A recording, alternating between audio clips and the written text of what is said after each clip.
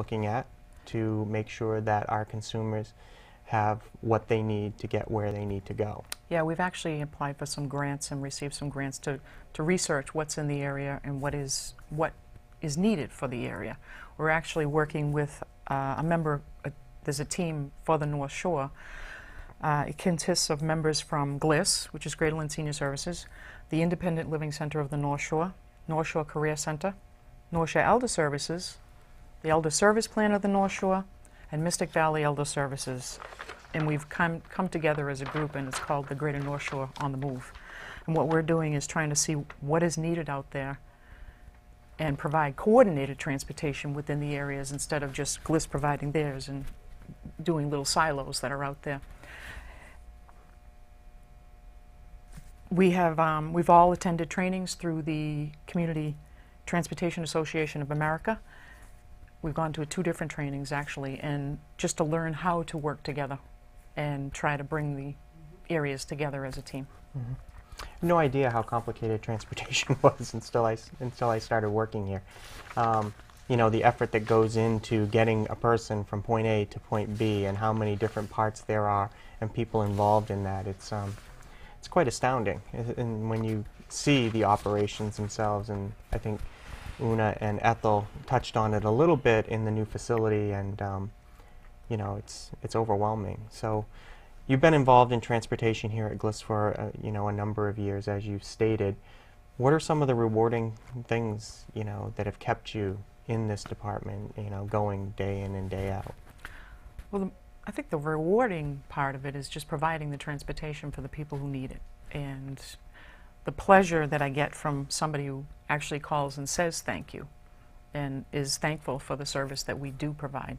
But my greatest pleasure is actually the team that I work with in transportation, because they work diligently every day to provide these trips for everybody that we have contracts for. Mm-hmm. Starting with the customer service representative who books the ride, to the scheduler who schedules a ride, to the dispatcher who dispatches it the day of to make sure it's running appropriately, to the driver who drives the ride, right down to the people who fix the vehicles and make sure that they're clean for the passengers that we do pick up. Okay. Yeah, it's definitely a team effort from, you know, the person actually cleaning the vehicle all the way up to you as Director of Transportation, making sure that everything happens. And I can't stress that enough, is that if you don't work as a team, it doesn't work, and we have a great team in transportation. We have for a long time. And I'll throw in a shameless plug that, you know, we have to pay the bills too to keep it going. Yes, so you do. From a fiscal perspective, I'm part of that team. So. Yes, you are.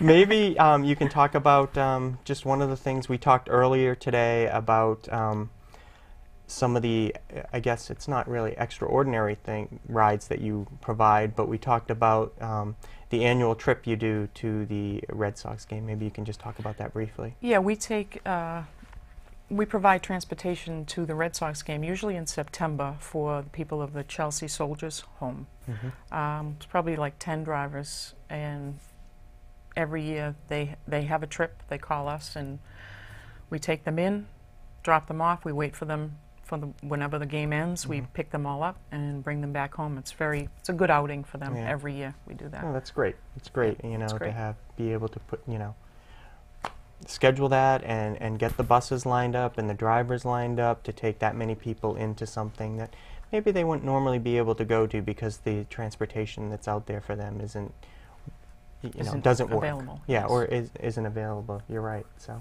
other stories like that. I mean, there must be, in your 20 years, there has to be a lot of stories, and probably too many to remember. You know, that you don't remember. But there is more I forget than I think I remember, and it's, you know, there's good and bad through everything, and but the good definitely outweighs the bad. We take children to their programs and stuff, and seeing the little children is, you know, our staff, the drivers and the monitors that go with them, they love the kids. They come back with the stories of the kids who love them, and the passengers just love the drivers and the relationships that they do create. Like Richie being 21 years, you get a relationship with the passengers that you're transporting. That's right. You definitely do. Right. As a driver myself, I had great relationships with passengers. but as passengers. I think me not being part of transportation and being involved with GLSS and seeing transportation over the years, I always thought a driver is a driver is a driver, but it's really about customer service. Yes, it definitely You know, is. and you know, these people are getting onto a vehicle and getting where they need to go, whether it be a medical appointment or to the mall or you know, under the ride program.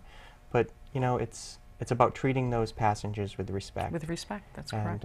you know, helping them with what they need help with, because you know, without our service, they wouldn't be able to get anywhere. Right. So I think that customer service and a friendly driver and a smile goes a long way in this, you know. And we've been in business for I don't know how many years, Yeah.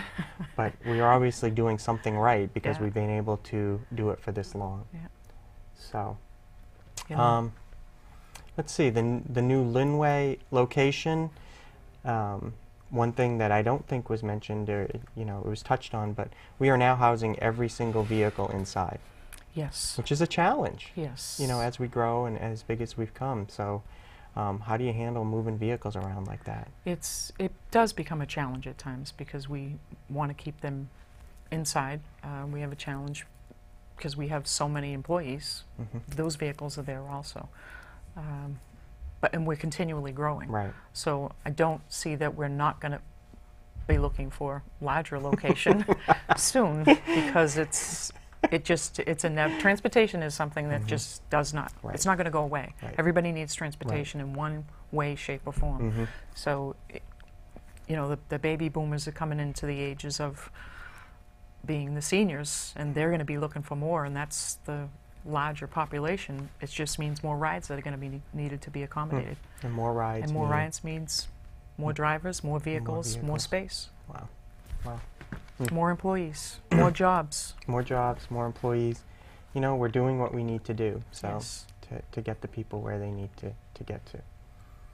Well, it looks like we're almost out of time now, and I'd like to thank you, Jackie, for coming in today and Thank you for talking having about me. transportation. You know, it was very informative, and I think people will get a lot out of the video and then what you had to add in the years that you've been here and your experiences. So I want to thank everybody for tuning in to this episode of Seasoned and Smart, and I hope to see you next month with another exciting episode. So thank you.